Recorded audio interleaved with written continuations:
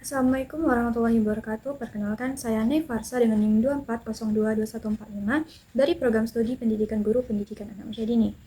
Pada kesempatan kali ini, saya akan mempresentasikan artikel yang berjudul Stunting dan Kesiapan Belajar Anak Usia Dini, Urgensi Penguatan Layanan PAUD dalam Mendukung SDG 4. Latar belakangnya, pendidikan berkualitas merupakan salah satu tujuan SDG 4 yang menekankan pentingnya layanan pendidikan yang inklusif dan bermutu bagi semua anak. Namun, Indonesia masih menghadapi masalah stunting dengan prevalensi yaitu 19,8% pada tahun 2024. Stunting tidak hanya menghambat pertumbuhan fisik, tetapi juga berdampak pada perkembangan kognitif, bahasa, motorik, dan kesiapan belajar anak.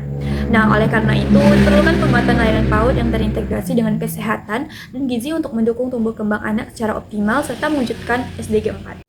Nah, selanjutnya kita masuk ke pertanyaan mendasar. Berdasarkan latar belakang tersebut, terdapat 3 pertanyaan mendasar. Nah, yang dimana yang pertama yaitu bagaimana hubungan stunting dengan kesiapan belajar anak usia dini? Yang kedua, mengapa layanan PAUD holistik integratif penting dalam pencegahan dan penanganan dampak stunting? Yang ketiga yaitu bagaimana peran pendidik dan calon pendidik PAUD dalam mendukung pencapaian SDG 4 melalui penguatan layanan PAUD. Lanjut, yaitu tujuan penulisan. Tujuan penulisan artikel ini adalah yang pertama yaitu mengkaji keterkaitan antara stunting dan kesiapan belajar anak usia dini. Yang kedua, menganalisis urgensi penguatan layanan PAUD holistik integratif sebagai strategi konvergensi kesehatan dan pendidikan. Yang ketiga, merumuskan implikasi praktis bagi pendidik dan calon pendidik anak usia dini dalam mendukung SDG 4. Lanjut, kita masuk ke pembahasan, yang dimana yang A yaitu stunting dan perkembangan kognitif. Temuan utama, yang pertama yaitu stunting dapat menghambat perkembangan otak dan sistem saraf anak.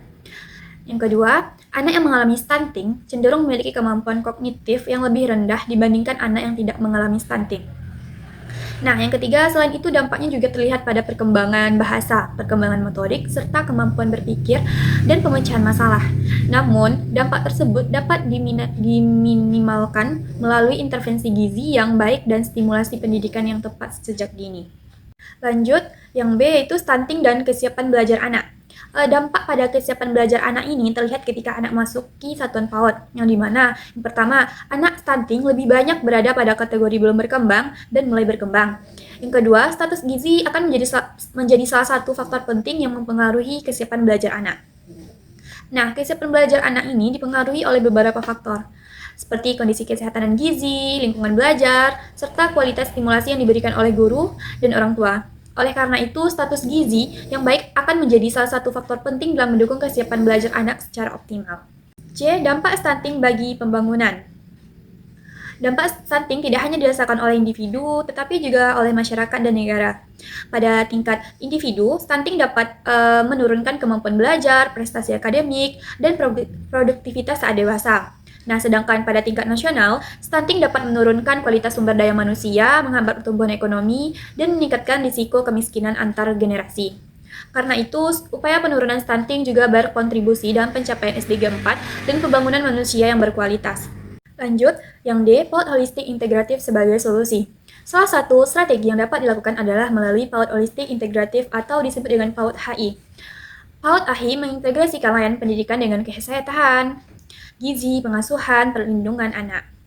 Nah, manfaat dari PAUD HI ini yaitu yang pertama, dapat mendeteksi stunting lebih dini, dapat memberikan stimulasi, dapat memperkuat kerjasama PAUD, posyandu, dan puskesmas, serta dapat mendukung tumbuh kembang anak secara optimal. Yang E itu tantangan implementasi.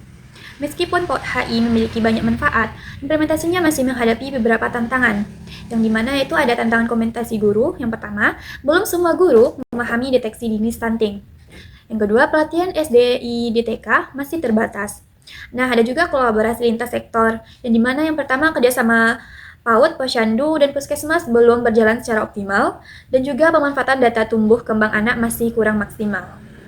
Tantangan-tantangan tersebut perlu diatasi agar program PAUD HI dapat berjalan lebih efektif. Selanjutnya itu kesimpulan. Nah, berdasarkan kajian yang telah dilakukan dapat disimpulkan bahwa stunting tidak hanya berdampak pada pertumbuhan fisik anak, tetapi juga mengaruhi perkembangan kognitif, bahasa, motorik, dan kesiapan belajar anak. Oleh karena itu, diperlukan penguatan layanan PAUD holistik integratif melalui kolaborasi antara pendidikan, kesehatan, dan keluarga untuk mendukung tumbuh kembang anak secara optimal, serta mewujudkan SDG 4 tentang pendidikan berkualitas. Nah, selanjutnya itu ada rekomendasi. Adapun rekomendasi yang dapat diberikan yaitu yang pertama itu memperluas pelatihan deteksi dini tumbuh kembang bagi guru PAUD. Yang kedua, memperkuat kerjasama antara PAUD, Posyandu, dan Puskesmas. Yang ketiga, memperkuat materi gizi dan kesehatan dalam kurikulum PG PAUD. Yang keempat, meningkatkan literasi gizi dan edukasi kepada orang tua. Baiklah, demikian presentasi yang dapat saya sampaikan. Terima kasih atas perhatiannya. Mohon maaf apabila ada kesalahan kata. Wassalamualaikum warahmatullahi wabarakatuh.